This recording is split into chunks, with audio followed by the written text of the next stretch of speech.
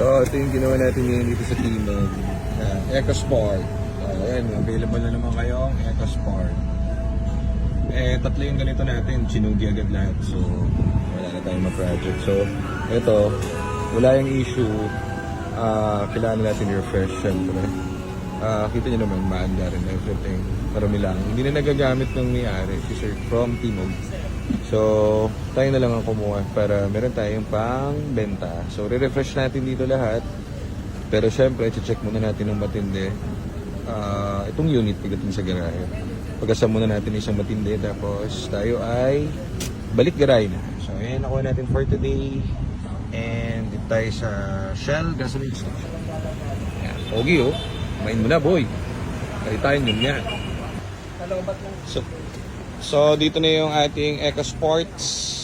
Pogi niyan. Tingnan mo naman kung gaano karumi. Napakadumi. Hindi natin mapasok. Ayusin pa natin itong parking. Oh. Sobra-sobra. So, ano muna. Tsaka muna. Holiday naman. May mga tutowing sa'yo dyan eh. Maya-maya ka na. Yel. Chik.